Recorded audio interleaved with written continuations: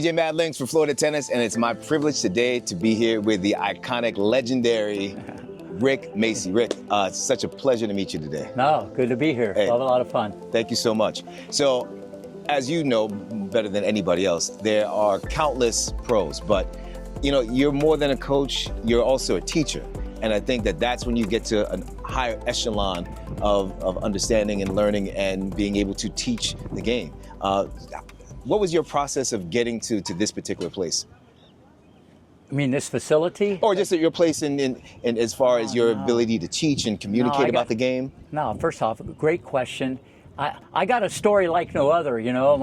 I actually was a very good golfer when I was 10 years old. My father passed away when I was 10. I picked up a racket at age 12, small town, Greenville, Ohio. Went down to the courts, hit against the wall. I loved it. Wally was undefeated. Okay, it always came back. This is crazy. 6 years later, 18 years old, #1 in the Ohio Valley, no lessons, okay? Got to a pretty good level, beat a lot of All-Americans. But at 22, I realized I wasn't going to make it on the Pro Tour. I loved helping others more than myself. I still have those Midwest qualities. So here we are. And I'm age 70 now, and I have just as much passion now as I did at 22. You learn as you go along the way, but doing a lot of things on my own, a lot of those gold nuggets I try to instill to other kids. Wow, that's amazing. So being here at your facility and knowing that you have people from all across the globe that come to see you and to be a part of this, and hearing your story that you don't come from a background of an academy like this, do you feel that it was actually an advantage in your particular way to learn the game, that you did not have an environment like this as you were coming up? Absolutely, but it cuts both ways. You know what I mean? Sometimes when you got to do things on your own and figure it out on your own, you got to work harder and you get mentally stronger. But then on the flip side, from a technical point of view, maybe if you had a little more advanced coaching or a little more insight, that could have expedited the learning curve. So listen, I never look in the rearview mirror. But I think with my background and how I've done everything, and I've always wanted to get better. As I tell the people all the time, if you're not getting better, you're getting worse. And I prefer better, you know? So I've always tried to be ahead of the curve, cutting edge with biomechanics and just how I'm wired and motivating people. I'm more of a life coach than a tennis coach, you know, because the mind is the most important thing. And that's what really, in my opinion, separated Venus, Serena, Capriati, Roddick, Sharapova, Kennan, Ruud. I coach Ruud, Casper's dad, okay? Mary Pierce, Spadia. I could go on and on, you know, and it's the mental part. And if I can help the kids in that area, you know, one word or one flip of the switch can change a mindset and change someone's life and career. You have a unique ability to simplify what you teach, both in terms of the mentalities as you spoke on, but also to the technical side. And that's such a rare gift to be able to do that in both those fields. How do you think you've been able to be so successful in that? This might have been one of the best questions I've ever been asked, because the art of coaching is not really what you know, it's how to say it, when to say it. You got to take the temperature. You might have to go through the front door, the side window, the chimney, the basement. You know, I talk and teach a 6-year-old, even if they're maybe one of the best in the country, different than someone on the Pro Tour, you know? And it's always having that mentality to figure it out. And coaching is really the art of communication. You know, it's not one size fits all. And this is what I do. You gotta take the temperature every day. And that would be my advice to any coach who really wants to be the best they can be. Once you think you know everything or you got it figured out, you're in trouble. You know, I learned today being on the court, I learned more from these kids than they learn from me, because then I can teach them more. So it's what you expect of yourself, because you never want to be satisfied. And persistence is kind of the leader in my clubhouse. I just always want to get better, even with everything that I've been fortunate to, you know, accomplish, you know, with Coach of the Year and over 300 national titles and everybody I've taught. I'm just trying to still get better. And if anybody watching this can pick up on that, I could make a difference in their coaching career. So being a teacher on a tennis court, much like, let's say, a psychologist, you only get that 1 hour window. And for you, people coming in from all across the world, maybe they only get the opportunity to be on court with you for a moment, or for that one lesson. Maybe they're working with you for a number of weeks. How are you able to really hone in on what the approach is for that particular student if you only get a certain period of time? First off, another great question. No one has been on a tennis court in the whole world since age 22 more than Rick Macci. Even today, I still teach 50 hours a week, 7 days. Okay, and probably about 20 FaceTime videos at 3 in the morning in the parking lot here with people from Belarus, Germany, India. It's kind of crazy. So the fact that I've done it for so long, you know, I can almost figure this out. I can tell the genetics. I can see where it's going. I can see a lot of things in 5 minutes, and the parents are blown away. And once again, that's how you expedite the learning curve. So, you know, this is I just feel it. I just feel it. I can already tell what the parents are thinking, you know, and it's not where you start, it's where you finish. It's a long-term journey.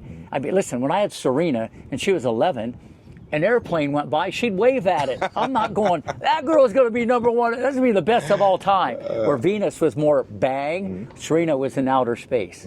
But they actually gave the best compliment I probably ever had in my life.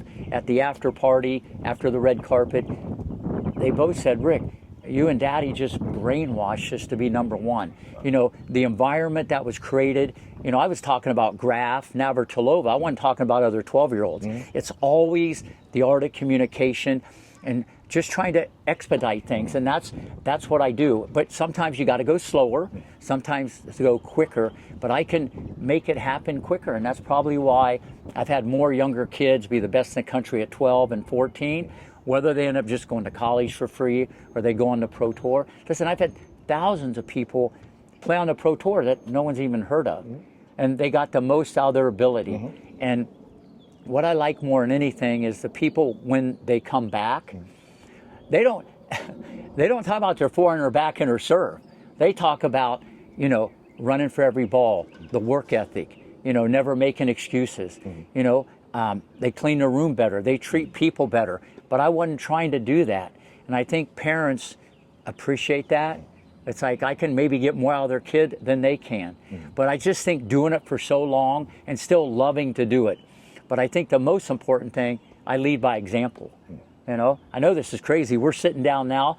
I haven't sat down on the tennis court in 35 years. No. I never sit down. Okay? And I lead by example. You know, I open up this place 4 o'clock every day. Open up. I'm a park ranger at 70 years old. I'm putting that on the resume. No, and I think when you lead by example, you know, it just, because listen, everybody wants to be good, and everybody trains hard. But what I go for, I don't settle. I go for greatness. And I know this sounds kind of scary, but to be great, you gotta want to suffer. And people don't want to suffer. And I can't do it right away, but I can kind of lead to that and always try to better your best. Wow, that is truly amazing. And I think that this is why I really view you as more than just quote unquote a tennis coach. You'd mentioned about being a life coach, and so many of the things that you just spoke about are so key in regards to just overall life. You know, when you have the ability to interact with this many people on the scale that you have done, does that fact get lost in you at all, or do you really understand how impactful you've been, not just on the court to so many of these young people, but into their lives? No, you know, I never really looked at it like that until kind of the movie. You know, after the movie, obviously I've done thousands of podcasts and interviews, and that kind of, you know, people want more pictures and you know, autograph and that, but I'm just one of those guys. I'm such a down-to-earth guy from Greenville, Ohio. I'm kind of the same way. I don't get caught up into that type of stuff. And I don't really realize, I do a little more now because you reflect as you get older, you know, because people bring it up all the time. I'm just doing my thing because I love to be on the tennis court, and I just love doing my thing, you know. So I don't do it on purpose, you know, like, oh, I got to do this or do that. But the fact that I have made a difference in so many people's lives, it's much bigger than tennis. And that's the best feeling in the world. Yeah. I want to pivot for a moment because I know you've done countless interviews in regards to the film, your relationship with Venus and Serena, and how impactful you are and have been to their careers, both on and off the court.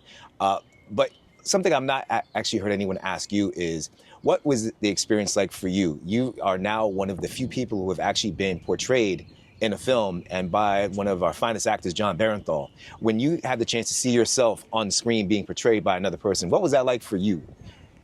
Well, first off, it was a little different because I didn't know exactly what to expect, okay? Because kind of in the past, unless you were kind of in tennis, it kind of went from Compton to center court, okay? And I think, so I didn't know what to expect, even though I talked to Bernthal many times, and they've got video and the books. Everything in the movie was 100% accurate, except one thing. Bernthal had this bushy mustache, and mine was like yours, this little piece of astroturf. I didn't have this bushy, but other than that, the walk, the talk, the nuances, I told Will Smith this, is like, it was crazy. It was crazy, because Isha, Venus and Serena's oldest sister, was there every day. So she looked at it through a different set of eyes than BW and Serena. And so that's what made me feel good, because if I don't roll the dice, we might not even be talking about this, you know, because that was a big risk. So just watching it, I didn't really think that much about it, because it was real. And at the time, I was just trying to make those two little girls their dream come true, or I wouldn't have got involved. I just saw something I never saw in my life, and I haven't seen it to this day. I mean, it wasn't a finished product, but I saw a rage, and I saw something inside these two girls. So I was more into that. Then when it came out in a movie, I didn't really understand the impact it would have, because millions and millions of people have seen it, whether it be on TV or on airplanes or whatever. I mean, it's a great feeling, because anybody in life, if you do something, especially if you take a risk, and then you're acknowledged for it, that's the best feeling in the world. But it looked a little different seeing it, but I loved it. I thought it was great because it was accurate. Absolutely. Now, many people will see the final part of the trophy being raised, Serena lifting that very first U.S. Open trophy, but I don't think that it's really something that people really understand, again, how many people are a part of that journey. And for you, when you had the opportunity to see her finally lift that trophy at the U.S. Open for the very first time, what was that feeling like for you? Everybody can say, I knew this was going to happen after it happens. You know, we get that a lot in sports and life. But I knew that was going to happen. And I knew Venus would too. I had no doubt. These were two different animals cut from a different cloth, okay? It's a great feeling, because you got to remember, it's one thing to work with someone and you're getting paid to work with someone and people have the right to come and go. But I went all in. It was like the reverse. You know, I took a big risk and put hundreds of thousands, millions into the project. And then to see it come true and see what they became, and then obviously Serena being, in my opinion, the greatest player ever, because I know every day what I did. And unless someone was there for 4 years with Rick Macci and Richard and all the hitting partners and the taekwondo and the ballet and the boxing and the insanity, the gravel pits, I could go on and on about how you got to take the temperature, and you're building, you're building. Just like when I took BW to the debut. That wouldn't even have happened if they wouldn't have changed the age eligibility rule in 1994. They changed it. I told Richard, I said, here's the plan. Either V has to play now, or someone's going to dictate what's going to happen the next 3 years. And knowing Richard, he goes, oh, we got to play. So we wouldn't even have played that tournament. I didn't know what was going to happen. V goes there. Listen to this. 3.5 years. Never played a match. Think about this. She's playing hitting partners, okay, getting just like throttled. She never won. She'd come up to me, Rick, I'll give you $5 if I can beat someone.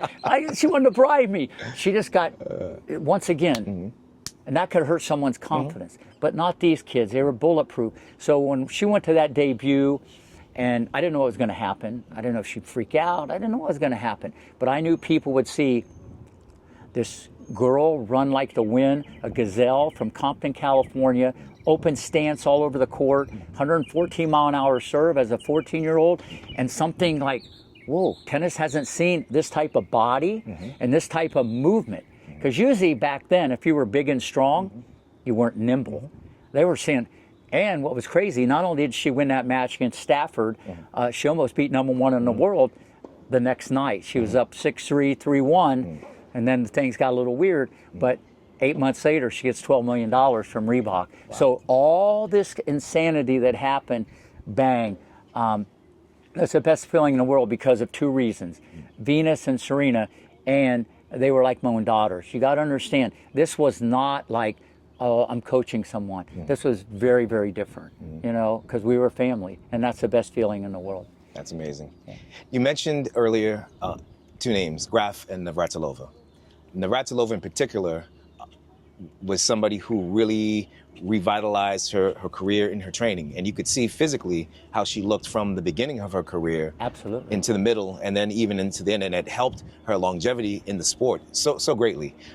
She pretty much was the very first female tennis player to do this. For sure. You had a different approach for Venus and Serena, but instead of doing it during the career, much earlier, you mentioned ballet, taekwondo, football, all these different things.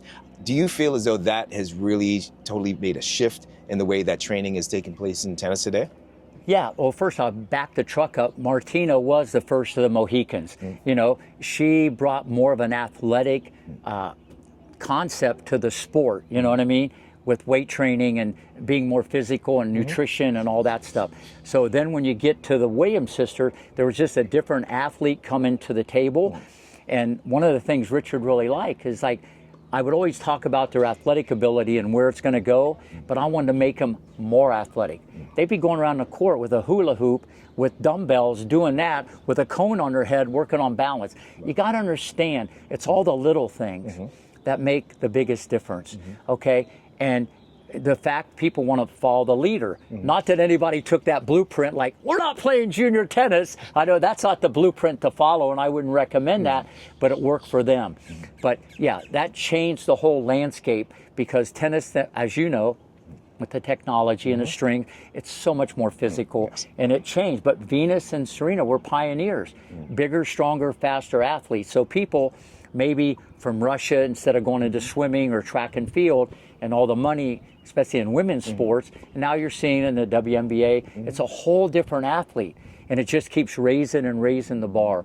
So we tried to do everything very unique, but I got to tell this story, but one of the things that I've always done, the kids would always play tag. Serena loved this. They would always play tag. People could be dead tired, 90 degrees, lizards dying on the court, and we play tag. No one's tired anymore. They're with other kids in the sand pit, like, you know, juking and jiving and twisting and shouting.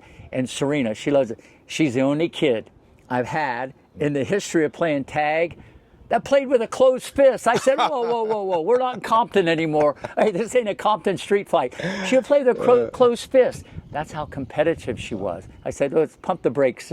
I called her Meek. I never called her Sheree. I said, because her middle name was Jamaica. I said, Meek, pump the brakes. She can't play with a closed fist. She loves that story. So, yeah, listen, it changed everything. And everything that they've done in their career, I actually believe their greatest act is next to come, because they have a platform like no other, and you know, they're going to influence and inspire so many more people. No, absolutely. Let's talk about parents for a moment, especially in regards to junior tennis. There are the helicopter parents, as they call them. They're parents that are a little bit much more in the background. You've had to deal with probably more parents than you can even count or remember. How much of an aspect in regards of what you do in teaching does that play? Well, that's the art of the deal, because at the end of the day, they're going to go home and eat, and you ain't going to be there. So you got to remember that. But let's back that truck up. Richard Williams, Yuri Sharapova, Jim Pierce, Stefano Capriati, Alex Kennan, daddy's little girl, okay? Now, Roddick's parents, like get your own water, carry your own bag. It's different with the boys because the dad is like more of a protection type thing. I think the parents have to be there. They got to push. They got to motivate. They got to educate. They got to be involved. But if the parents saying, that's me out there playing, because let's face it, there is some of that goes on. You can't do that. But the parent that has a little more education in sports or athleticism, they get it a little bit better because they understand it's a journey, it's junior development, not junior final destination, and that it's not where you start, it's where you finish. So, but the parents got to be involved. But that's what I do better than anybody probably in the world. I want the parents involved. I want them to pick up balls. I'm going to educate them. I'm going to help them be part of this journey. Listen, I should be in the Hall of Fame just for putting up with Richard for 4 years. Jeez, I mean that in itself, you know what I mean? Because the best coaching a lot of people can do is to keep your mouth shut and knowing when to do it, you know. But a lot of people have the ego and they get caught up in the wrong thing, you know. And dealing with the parents and make it more about a team. And you're the expert. Listen, some parents are eventually telling me how to hit the ATP forehand when me and my partner were pioneers and kind of way ahead of the curve of what was going on. Think about it. But for me, just, okay, no problem. You know, I just go a different, like the chimney, the back door. I gotta, you know, and if you don't have that ability, they'll go somewhere else in a week, especially after they lose a couple. No one's going undefeated. So dealing with the parents is probably the hardest thing for a lot of people. It's the easiest for me because I've trained my mind not to react to that type of stuff. And you're right. You're going to have helicopter parents, and the pro won't get it. They'll think they're putting too much pressure. The parents have to be involved. The parents have to push. But then again, you can't expect your kid to be rough and tough and be a pit bull and yell at them and scream at them. Then you leave practice and you go to Boca Mall and buy them a Gucci bag. You know, that doesn't work either. You know, and the parents don't understand it, you know. The goal should be this: be the best you can be. It's not about the ranking. It's not where you start, it's where you finish. Let's try to be the best we can be, and let's try to go to college for free. Then you can always play pro in the summer. It's so hard. It's a brutal life, and only a small percentage are going to make it big. To be pro, that's easy. You can be 800 in the world, you know. That doesn't mean a whole lot. You know what I'm saying? So I try to educate the parents in junior tennis, the 12s and 14s. It's almost like a different sport because the physicality doesn't kick in. When I had Roddick, listen to this. I had Roddick, he was #1 in the nation at 12. He lost to Drew Brees, the quarterback for the Saints. What is that? It's like, whoa. I didn't know Brees played tennis, people would think. Think about that. And Roddick was 1 in the 12s, maybe 5 in the 14s, maybe 14 in the 16th. He grew 7 inches, 15 pounds. His serve become nuclear because it was all kind of set. Forehand nuclear. 3 years later wins U.S. Open Juniors. 2 years later U.S. Open. You know, so the physicality changes. A lot of kids win when they're little because of maturity or family environment, or they have siblings that they're just in that environment, you know what I mean? Or better genetics. There's many reasons why kids win and lose, and I try to educate more than anybody the parents on why. And even a lot of coaches train the kids wrong. I always train the kids for the future, okay? Today's important. I mean, you got to keep the ball in play. I get all that. But it's all about building greatness. And I don't settle, especially because I've done it and I've seen how it works. And if you give me someone with a good work ethic and some genes, I can put Humpty Dumpty together. Wow. Brings me to my next point. When it comes to understanding the biomechanics of this sport, you're unparalleled. How much does that, paired now with the technology that's available, impact what you do here at the Rick Macci Academy? It's huge. First off, we're pretty much the worldwide leader in biomechanics, okay? How to say it, when to say it, and explain it. I can probably do this better than most anybody in the world because it's backed up by science. But that being said, my partner, Dr. Brian Gordon, has his PhD in biomechanics. He did his thesis on this stuff. He has 30 years of just trial and tribulation and models and everything. And what happens back there on court 16, there's like 16 cameras. We can put you on a skeleton. We can show all this stuff. It's so advanced, it freaked people out, because stroke mechanics is kind of sometimes a dirty word. And some people say, oh, don't worry how you hit the ball, you know, you'll figure it out. Well, I've seen that movie, and sometimes that doesn't work either. The only cards you're dealt at a young age is the technical. And there's not a wrong way or a right way, there's a better way. Especially the game today, it's quicker, it's faster. Speed is at an all-time high, and movement. And so is stroke mechanics. If you look at a lot of the guys, a lot of them look kind of in the neighborhood. And then you see the WTA, they hit the ball different. Not everybody. Then you see someone like Sabalenka. She's in the neighborhood. On the forehand, she hits it more like ATP. And I'm just saying, if they want to do it, there's a better way to do it, because speed is at a premium. So the mechanics, in my opinion, are huge. That's why we probably have more kids, 14 and under, than anywhere in the world come here to visit and get either surgery or reconstructive surgery, and no one can break it down and put it together like the staff, and especially Dr. Gordon, you know. But people, you know, if you get it in 100 times, they think it's good. But how are you getting it in 100 times? Because I guarantee one thing, once you get like 14, the speed of the game changes. Baseball, football, this basketball, that's why you see some people, they disappear. And a lot of times what was a weapon at 12 could be a liability at 15. Big backswing, elbow in. It's hard to change muscle memory. You know what? So that's why it's easier sometimes for me to put world-class strokes on someone younger, because there's no bad habit, and I can kind of mold the clay. Now, if I put that on someone who's rough and tough and competitive and good genes, something good's in the oven. You've given a lot to think about in that soliloquy. Well, Rick Macci, thank you so very much. No problem. It was a pleasure speaking with you today. But before I let you go, I want to talk about the state of the game on the pro level. Okay. And I really want to get an understanding of your thoughts, because there are those that think that there's not the level of differences in style of play any longer, and everybody's kind of playing along the same lines. Different thoughts and philosophies as to why that's the case. But what are your thoughts in regards to that? And do you think that that's a healthy place for the game to be? And where do you see the game going in the future? First off, awesome question. But I think we got to divide it in two and put, like, even though it's tennis, we got to put WTA here and ATP here. Let's talk about the men first. Okay, the leader in the clubhouse, generational talent, Carlos Alcaraz, the Spanish magician. He has changed the game, okay, not for me, but he's changed the game of how you teach it to the whole world.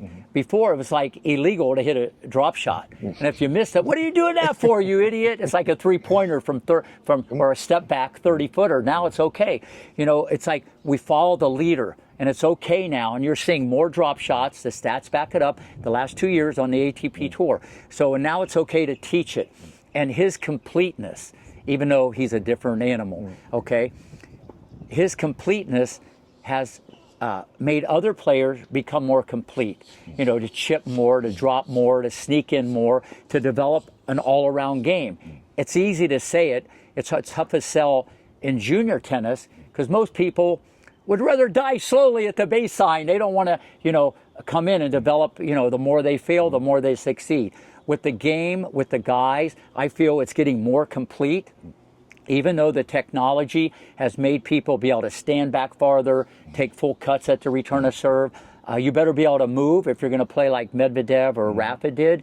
But I think it's in a healthy place for the guy, because you got two people, okay, showing you how important, like Sinner, the mental part is, and he's just rock solid off the ground, and Alcaraz being able to do everything. So I think that's a great role model. So I think that part has gone that way. Now, with the girls, I think now Andreeva, that she has become in the mix, okay?